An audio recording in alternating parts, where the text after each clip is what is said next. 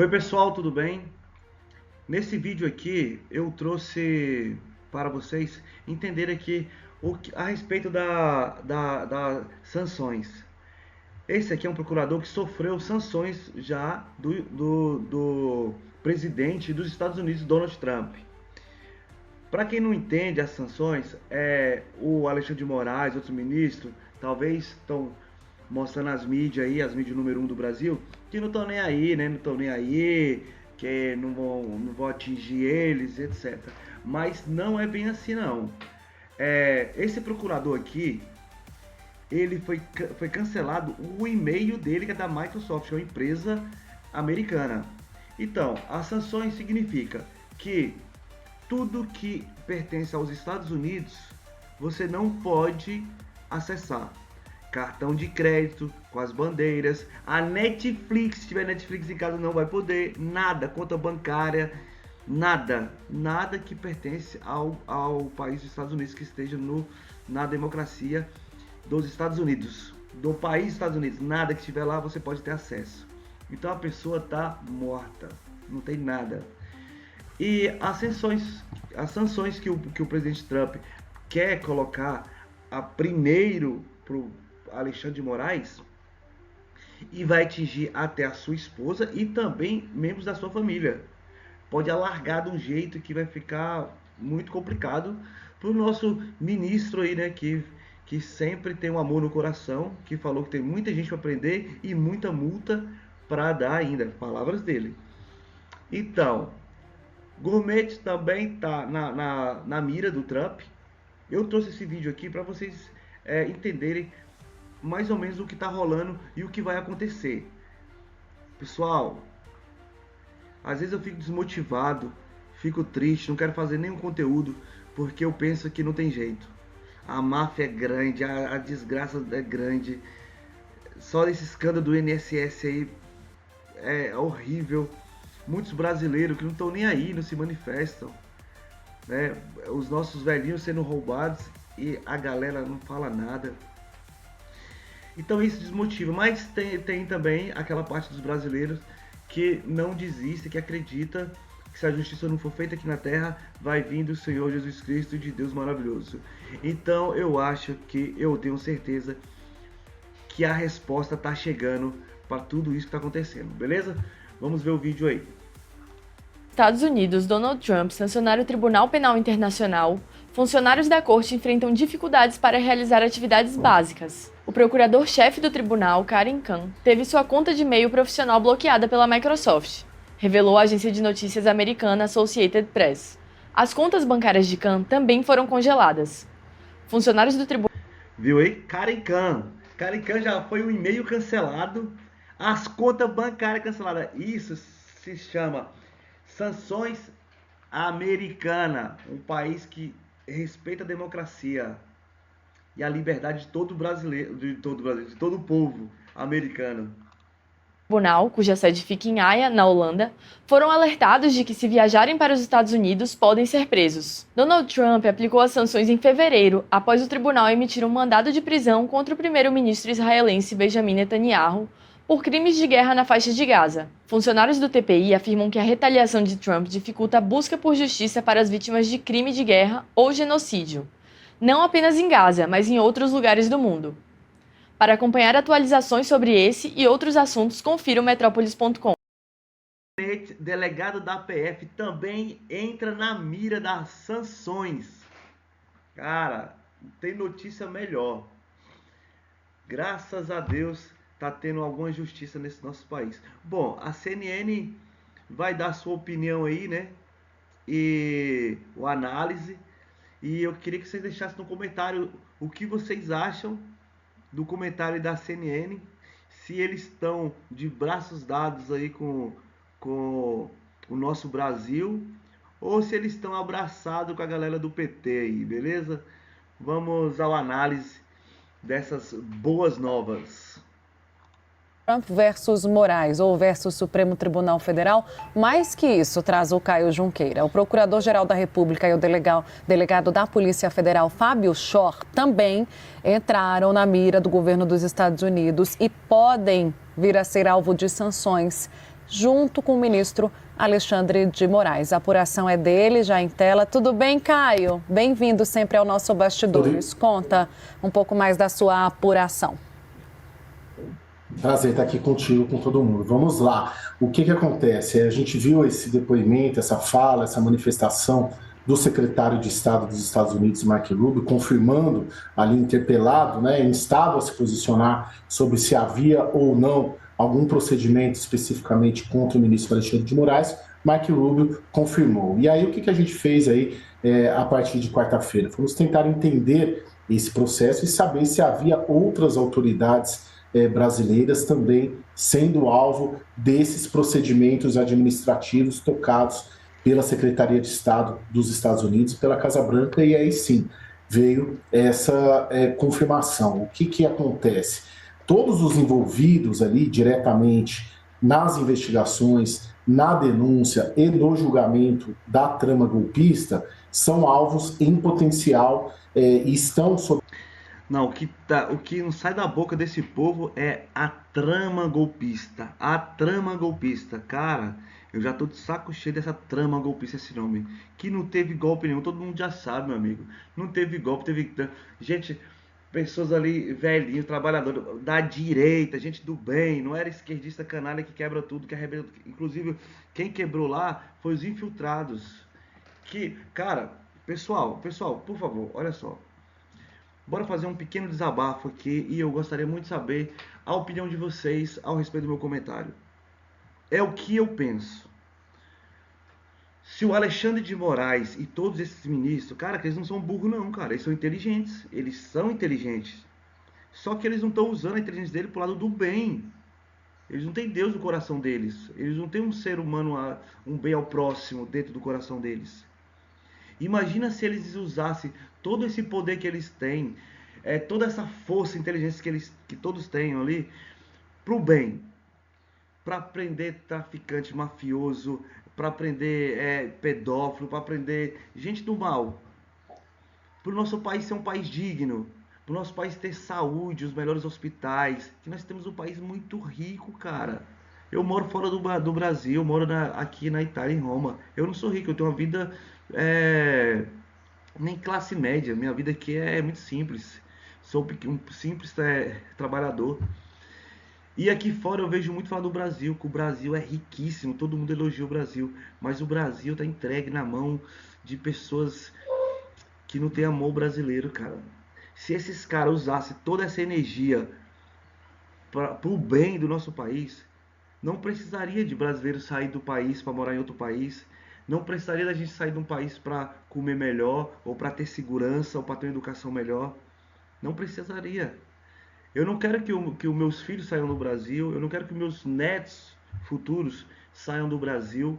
Eu quero que o Brasil tenha condições que as pessoas do mundo todo imigram para o Brasil. Isso é a minha vontade, a minha opinião. Pô, a gente tem um país maravilhoso, rico. O Bolsonaro fez a água chegar lá no Nordeste, cara. Aquele cara, a primeira coisa que fez foi fechar o Robineto. Fechou a água daquele povo. Pra que tanta ruindade? Pra que roubar o povo aposentado, INSS? Cara, tantos bilhões. Pra que essa ganância?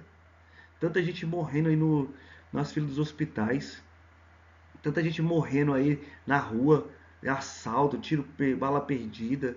Não precisava disso não precisava. Então se esses caras usassem toda essa energia para prender o Bolsonaro, para fazer aquilo, não tem prova, a prova é essa. Então, cara, tanta energia e tanto dinheiro do povo brasileiro que tá bancando essa parada toda, se fosse investido numa coisa útil, nosso país melhoraria. Mas vai melhorar. Vamos lá, pessoal, vamos continuar o vídeo. Sobre análise, sim, desses procedimentos lá nos Estados Unidos. Por quê? Porque todos teriam, em princípio, participado de potenciais violações de direitos humanos na condução desses processos, que envolveriam ali perseguição política também. Essa é a tese, claro, sem entrar no mérito aqui. Estou apenas descrevendo o processo que está sendo tocado lá nos Estados Unidos. Ele tem por alvo também, isso eu consegui, de certa maneira eu questionei ontem a Embaixada dos Estados Unidos em Brasília, falei, perguntando oficialmente, Procurador-Geral da República, Paulo Gonet, e o delegado da Polícia Federal, Fábio Schor, que é quem conduziu a investigação, é um delegado muito próximo ao ministro Alexandre de Moraes, e o próprio Paulo Gonet, que é quem apresentou a denúncia, também são alvo dessa análise.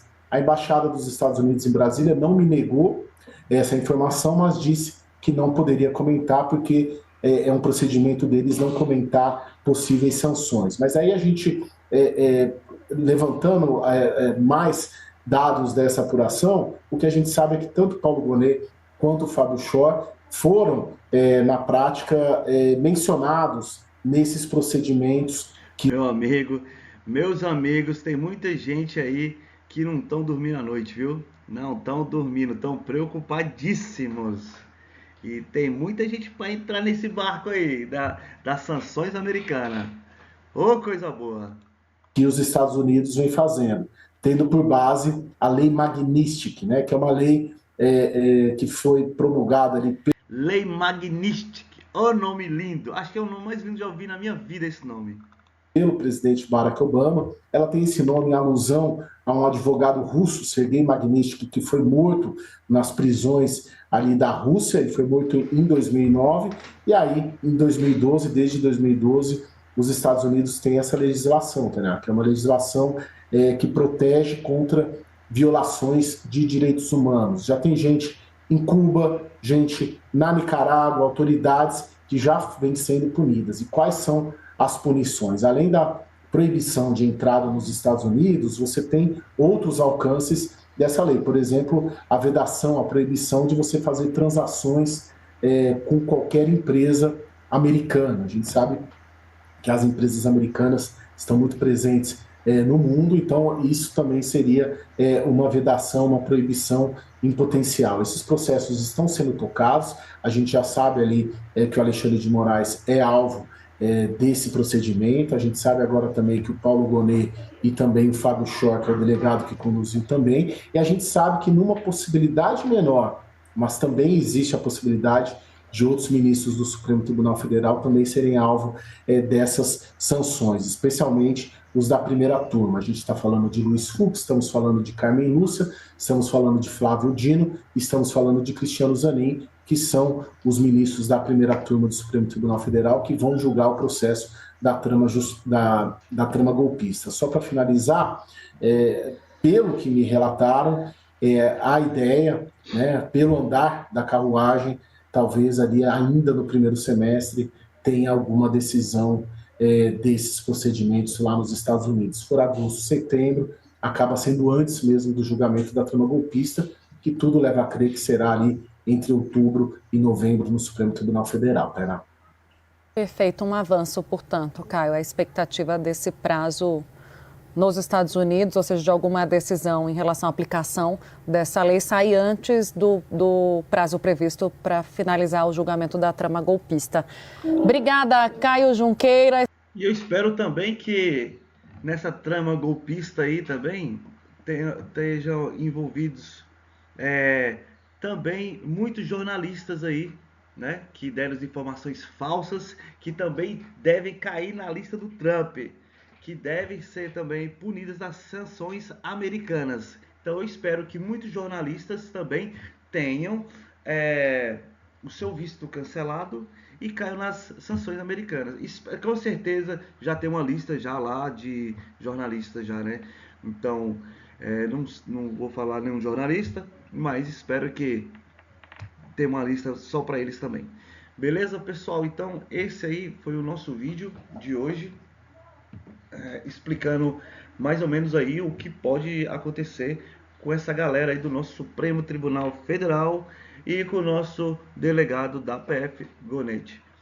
E outras pessoas também que estão aí na lista do Trump.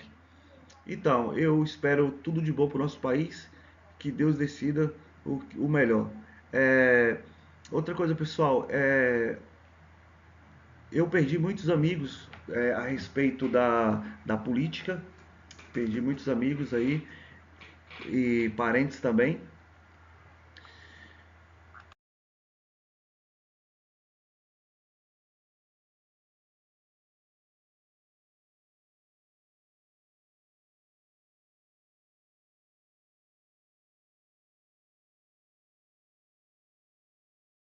procurador Paulo Gonet e o delegado da PF, Fábio Schor, na mesma linha da denúncia sobre o ministro do STF, Alexandre de Moraes, de que eles violam direitos humanos e colaboram para a perseguição política no Brasil, usando para isso o processo da trama golpista. Gonet é o autor da denúncia e Schor foi o delegado responsável pelas investigações. Procurada pela CNN, a Embaixada dos Estados Unidos disse que não se posicionaria sobre o assunto. Na última quarta-feira, o secretário de Estado americano, Marco Rubio, afirmou que Moraes pode ser alvo de sanções, tendo por base a lei Magnitsky. Outros ministros do STF, em especial os da primeira turma, também podem ser incluídos. Entre as possíveis punições estão o congelamento de ativos e contas bancárias nos Estados Unidos, restrições de visto de entrada no país ao infrator, assessores e familiares e restrições financeiras a empresas ligadas ao infrator. O processo, comemorado pela oposição nas redes sociais, já estaria bem avançado, com análise das provas apresentadas, bem como o depoimento de testemunhas. A expectativa é de que o caso seja concluído no segundo semestre, antes mesmo da conclusão do julgamento da trama golpista pelo STF. Procurados, Gonet, Schor e o STF não se manifestaram. Professora Maristela, qual o alcance real, de fato, qual o risco real e de fato da lei Magnitsky alcançar Alexandre de Moraes, Paulo Gonet e o Fábio Schor da PF? A pergunta é difícil, mas eu acredito que tenha é possível, né? Talvez eu pudesse dizer até é bem possível, da forma como essa lei já foi aplicada em outros casos. Então, e ela é uma lei que foi editada ainda no final do governo Barack Obama, que era um grande defensor, vamos lembrar, dos direitos humanos, e ela foi usada no primeiro mandato do Donald Trump e provavelmente será usada novamente agora nesse segundo mandato de Donald Trump. Pelo menos é o que o Marco Rubio tem dito.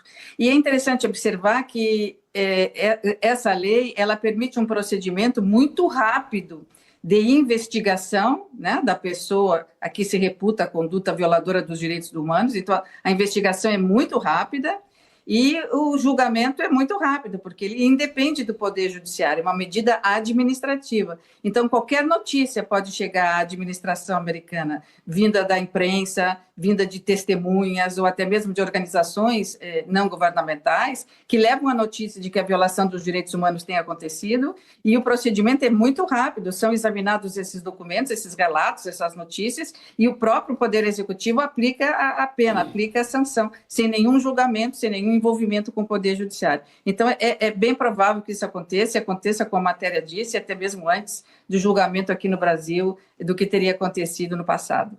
Ô, Léo, você sente que caiu a ficha em Brasília, do Palácio do Planalto e do Supremo Tribunal Federal, quanto a esse risco real e próximo dessa aplicação da lei? Eu acredito que sim, Caio.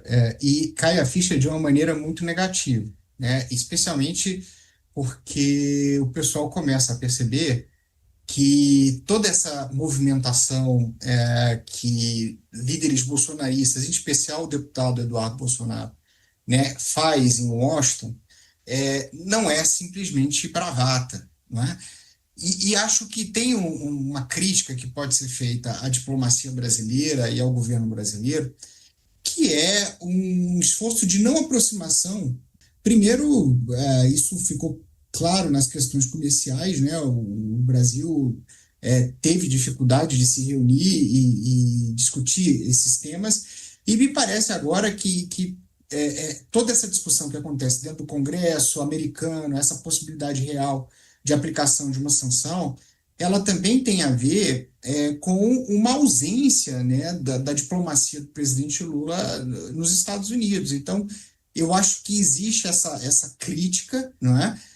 E existe agora um jogo de xadrez, né? Porque, como o Rubio disse, eles estão num processo de apresentação de provas, e a depender do tipo de reação que o governo brasileiro pode ter, a simples ameaça, né, da aplicação dessa lei pode criar o ambiente para a aceleração desse processo político nos Estados Unidos. Então, Acho que o pessoal viu essa tempestade, foi pego de surpresa, né? E aí que está a crítica à falta de atuação da diplomacia brasileira nos Estados Unidos, porque isso parece que só tem um lado contando a história por lá, né? E agora o pessoal está tentando entender se já são,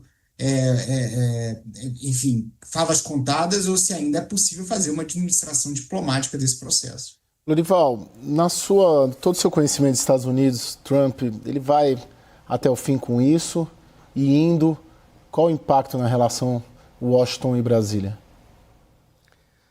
Bem, em primeiro lugar, é preciso dizer que é uma completa aberração usar essa lei contra o Brasil, né? Essa lei, como foi explicado, ela foi criada para ser usada contra a Rússia, por exemplo, né? O Magnitsky era um advogado russo que morreu na prisão por denunciar a corrupção na Rússia. Inclusive, no primeiro mandato do governo Trump, ela foi usada contra outras ditaduras, como a Arábia Saudita, por causa da morte, o esquartejamento do Jamal Khashoggi, jornalista, colunista do Washington Post. Foi usada contra um bilionário israelense pela forma como ele atuava na República Democrática do Congo. Foi usada contra a China por causa da violação dos direitos dos uigures, a minoria muçulmana que vive na província de Xinjiang. Então, são casos que são compatíveis com o espírito dessa lei. No Brasil, não existe nenhuma justificativa para comparar o Brasil com esses outros países, né? Basta ver que aqui as pessoas podem dizer que o Brasil é uma ditadura. Na ditadura, você não pode dizer que o país é uma ditadura. Então,